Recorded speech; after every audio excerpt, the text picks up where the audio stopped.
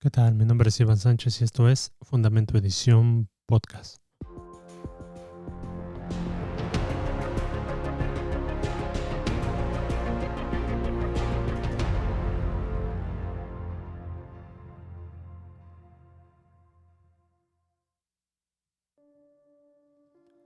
Hace unos 20 años, aproximadamente, fui a un viaje con mis parientes a unas ruinas antiguas en la Ciudad de México llamada Teotihuacán. Y la impresión que me llevé fue grata. Estar ahí presente, contemplando las pirámides, los vestigios, las ruinas, las excavaciones, los descubrimientos de cómo era esa civilización. Estando ahí presente hace que te transportes en el tiempo y puedas apreciar el legado de una nación tan antigua, que ahora podemos disfrutar de esos lugares que son patrimonio de la humanidad. Escuchar a una persona en la actualidad negando la existencia de tal civilización sería necio y absurdo. El negar lo que es tan evidente, el hecho de tratar de afirmar que no existió la antigua Tenochtitlan y que no hubo un imperio azteca, no tiene ningún análisis serio. Y podríamos seguir con la interminable lista de antiguas civilizaciones, como los asirios, los egipcios, los hititas, la antigua Babilonia, los romanos, etc. La arqueología es como un gran rompecabezas que lleva tiempo poner las piezas juntas, solo que son piezas perdidas. Y lo que lo hace aún más complicado es que es una imagen del pasado. Esta transmisión será en forma de introducción para poder comenzar a comprender esta increíble disciplina que el día de hoy nos brinda un abanico enorme de literatura, artefactos, epigrafía, vasijas, entre otros recursos que nos ayudan a armar el cuadro en su conjunto de la historia. La Biblia es el libro por excelencia, y no solo es un libro esencialmente espiritual, sino que aún lo escrito ahí contiene datos históricos que han trascendido por las edades, y aún podemos ver cómo esos acontecimientos cobran sentido con los descubrimientos arqueológicos que continuamente se encuentran, dando confirmación a lo descrito en la Sagrada Escritura. En futuras transmisiones podremos analizar en profundidad sobre muchos de los descubrimientos arqueológicos bíblicos y geográficos para saber su contexto, el impacto que tiene al reforzar el relato y cómo nos ayuda a poder extraer información valiosa que solidifica la historia. Casi todos los principales arqueólogos bíblicos coinciden que uno de los objetivos de la arqueología bíblica no se trata de demostrar, ni de probar, ni de defender la Biblia y sus enseñanzas. El objetivo principal es entenderla mejor, ya que la tarea del hombre es dejar que la verdad lo encuentre para su salvación. El privilegio más grande que he tenido yo, en lo personal, en cuanto a viajes se refiere, es estar en Israel, y más en la ciudad antigua de Jerusalén, la cual yo considero mi ciudad favorita. Saber que en ese lugar acontecieron hechos que cambiaron el curso de la historia fue algo que siempre tendré en mente y lo guardo como una perla de gran precio. Hablamos de la ciudad milenaria que ha trascendido en las edades. Recorrer los interminables callejones en ese camino hacia el muro de los lamentos te hace recordar los relatos de lo escrito en los 4 evangelios, de cómo Jesús impactó con su mensaje de arrepentimiento y salvación. Te retoma aún más en el pasado, estando en las puertas de lo que una vez fue el lugar donde el gran rey David gobernó. Pero no solo es un relato que tiene autenticidad, Hace algunos años, algunos gnósticos se mostraron siempre desafiantes, exigiendo una evidencia que corroborara la existencia del rey David, que no fuera lo escrito en la Biblia. Los interminables diálogos para afirmar o desacreditar que realmente existió un rey llamado David eran el tema de discusión durante muchas décadas, y más en el campo intelectual. Hasta que en 1993, una excavación al norte de Israel,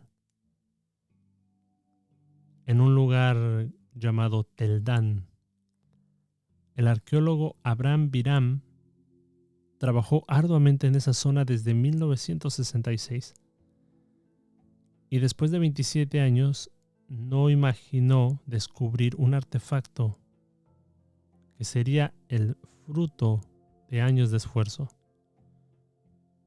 Vieron una piedra de basalto descrita en arameo antiguo, donde estaba escrito la palabra Melec, que significa rey de Israel, y junto casa de David. Después de un análisis exhausto y detallado, concluyeron los arqueólogos que la piedra era una inscripción de victoria.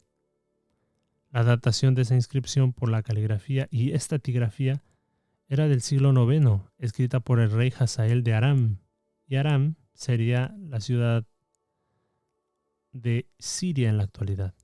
Y Hazael, que igual aparece en la Biblia, en el segundo libro de Reyes, capítulo 8, la inscripción relata cómo tuvo una victoria militar contra el rey de la casa de Israel. Y si hubo una casa de David, y si hubo una casa de David, no puede ser otra que el rey David, del cual nos habla el libro de Reyes en el Antiguo Testamento. David no solo convirtió Jerusalén en la capital del imperio israelí, sino que unificó las 12 tribus, pero su hijo Salomón fue el que construyó el primer templo para albergar el Arca de la Alianza con los 10 mandamientos. A los escépticos y eruditos del siglo pasado no tuvieron otra más que reconocer que se trataba del personaje mencionado en las Escrituras. Y aún así siguen habiendo necios, no negando que sea auténtico, los minimalistas, o mejor conocidos como los revisionistas. Uno de los grandes contribuciones de la arqueología es ayudar a colocar los relatos de la historia del pueblo de Dios en distintos contextos históricos que pertenecen. Muchos se arrojaron a tratar de descubrir esos elementos del pasado en pozos, trincheras, pero generalmente destruían más de lo que revelaban. Y más por la región del antiguo Israel ocupado, que era muy limitado. Y esa obra de búsqueda se tuvo que haber trasladado a Egipto y Mesopotamia, lo que hoy sería Irak. Los periodos de la arqueología son vastos, y sería interesante dar aportes más relevantes de cada etapa, desde el periodo neolítico, calcolítico, las edades de bronce temprana, mediana y tardía, la edad de hierro, la primera y la segunda, el periodo babilónico, persa, helenístico, amoneo, romano, bizantino, árabe, de las cruzadas, otomano, el británico y el Israel moderno. Es importante hacer estas divisiones para entender más los contextos históricos. Algunos de los descubrimientos más importantes sobresalen las excavaciones de Khirbet el Masartará, en una área del Valle del Jordán, donde se desenterraron numerosas estructuras y recintos nómadas y seminómadas que datan de la época del Éxodo. En los libros del Éxodo y Josué se describe de cómo los israelitas lograron escapar de Egipto, cruzando el río Jordán, conquistando la tierra. Otro descubrimiento relevante fue una piedra pequeña que confirma el sistema de pesos mencionado en las escrituras, llamado Peca. Es un diminuto peso de piedra que equivale a 1/5 parte de una onza. Descubierto por el Grupo de Investigación de la Autoridad de Antigüedades de Israel, extraída del muro occidental de Jerusalén. Es del periodo de la monarquía de Israel. Ayudó a confirmar el sistema de pesos en el antiguo pacto. En la escritura se dice que cada año habría que dar un impuesto, que cada israelí tenía que dar un impuesto para pagar el sustento de la infraestructura del templo, sin importar tu condición social. Tú tenías que traer medio ciclo de plata, que equivalía a un beca. El sacerdote, para asegurarse de que nadie hiciera trampa, todos traían el peso correcto, usaba una báscula. En una parte ponía el beca para asegurar que nadie hiciera trampa, y a partir de ahí, a partir de la edad de 20 años, todos tenían que traer ese tributo. Y eso lo podemos ver mencionado en el Éxodo 38:26. Los arqueólogos encontraron una moneda de plata de medio ciclo también, que tenía algunas escrituras, y la pesaron para poder comparar su peso con la del beca que había sido hallada. Y, oh sorpresa, pesaban lo mismo. Otro descubrimiento que vino a ser bastante relevante y llamó la atención de muchos eruditos en la actualidad fue algunos equipos arqueológicos dejaron de cavar en ciertos sitios de Irak, como la tumba del profeta Jonás, por temor a destruirlos. Cuando los combatientes de ISIS tomaron Mosul y otras áreas iraquíes por ahí del 2014, no tenían tales reparos. Demolieron la tumba de Jonás y cavaron túneles en busca de tesoros enterrados o artefactos que pudieran vender para financiar sus operaciones terroristas, según el Telegraph de Reino Unido. Una vez que el ejército iraquí retiró de la zona a ISIS a principios de ese año, los arqueólogos comenzaron a revisar los sitios históricos para ver cuánto daño habían hecho. E hicieron algunos descubrimientos sorprendentes. Los túneles excavados por el grupo terrorista revelaron un antiguo palacio asirio intacto en la antigua ciudad de Nínive y varias inscripciones que corroboraron las sagradas escrituras, sobre todo el relato del profeta Jonás. Ya antes de entrar a Jerusalén junto con mi esposa, pasamos a un museo llamado el Museo de las Tierras Bíblicas. Bastante curioso, siendo que el museo está enfrente de siendo que este museo obviamente cuenta con mucha evidencia que verifican los relatos bíblicos, es el menos visitado. Pero entiendo más porque está enfrente del Museo de Israel, donde actualmente son exhibidos los rollos del Mar Muerto.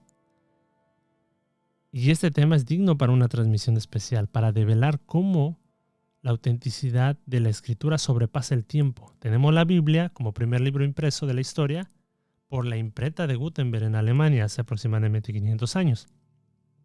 Pero estos rollos datan de casi 2000 años de historia y su exactitud con la Biblia es increíblemente idéntica. Por eso necesitamos una transmisión para hablar exclusivamente de los rollos del Qumran, de los rollos del Mar Muerto. Pero regresando al Museo de las Tierras Bíblicas, o Bible Land Museum, pasamos el resto de la tarde tomando fotos y teniendo un guía que nos pudo explicar muchos datos del contexto histórico que encajan en los artefactos expuestos ahí. Hay habitaciones enormes donde son exhibidas piezas que datan de miles de años y su relación con el exilio a Babilonia. Algunos de Egipto y de la época de Jesús que estuvo bajo el dominio romano. Pudimos apreciar una estatua de tamaño real de Ramsés II, considerado por muchos como el faraón que gobernó Egipto durante el periodo del Éxodo. Notamos que tenía 9 líneas debajo de los pies, lo cual simboliza el poder del rey sobre los 9 arcos, que en egipcio es traducido para describir a sus enemigos. Y la imagen de tener a los enemigos debajo del estrado también ha sido encontrada en el libro de Salomón y en el libro de Reyes. Reyes, donde Salomón describe el triunfo militar de su padre David y que el Señor Jehová había puesto a sus enemigos al estrado de sus pies. Uno de los jeroglíficos que a mí más me llamó la atención dentro del museo es que en el antiguo Egipto los egipcios creían que cuando una persona moría solo podía heredar la vida eterna si probaba que había vivido una vida de rectitud. Y en ese jeroglífico que data del siglo XIII a.C., más o menos, ilustra el juicio de la muerte que representa el corazón de una persona. Entonces, era pesado, lo cual determinaría dónde pasaría la eternidad.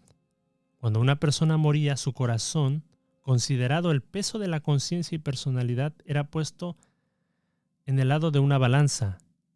Y en el otro, el lado de la balanza, estaba la deidad Mahan, junto con su símbolo que era una pluma. Entonces, el peso determinaría si la persona fue malvada durante su vida y si sus acciones fueron buenas. Si el corazón era pesado más que el de la pluma, era porque tenía un corazón malvado por sus pecados. Y ese corazón era arrojado para alimentar a un terrible monstruo que estaba debajo de la balanza. En algunos casos era representado por un cocodrilo, un hipopótamo o un león. Y como dato interesante, cuando nos remontamos a la dureza del corazón que tenía el faraón, cuando le fue dada la orden de liberar al pueblo de Israel, él se negó constantemente. Por el endurecimiento del corazón, recordemos que los egipcios no eran ignorantes, y mucho menos la realeza. Y en su afán de no querer dejar ir al pueblo de Dios de la esclavitud, como nos dice el libro del Éxodo, fue juzgado por 10 plagas y concluyó con la muerte de los primogénitos. Aún conociendo el terrible juicio de esas consecuencias que acarrearían, él no titubeó en mostrarse desafiante y pereció. Y en el libro de Proverbios, capítulo 21, versículo 2, podemos ver cómo nos narra que el hombre cree que los caminos de su vida son correctos, pero Dios es el que pesa los corazones.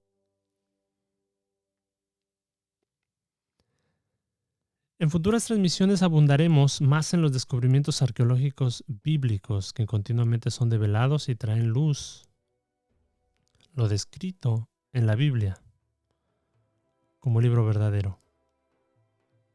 Analizaremos más a profundidad detalles históricos y sitios geográficos que el día de hoy siguen siendo analizados, siguen siendo excavados y sigue habiendo continuas revelaciones de datos, de artefactos que corroboran el relato bíblico.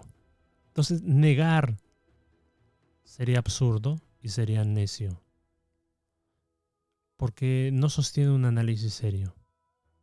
Aún los minimalistas, o mejor conocidos como revisionistas, ellos tienen que probar, no por argumentos, sino tienen que probar analizando los artefactos que son falsos, lo cual lo hace aún más complicado. Pero lo que nosotros sabemos es que la Biblia deja en claro, como libro verdadero, que todas estas evidencias corroboran lo escrito ahí y nos ayudan a comprender más la historia que Dios nos ha dejado.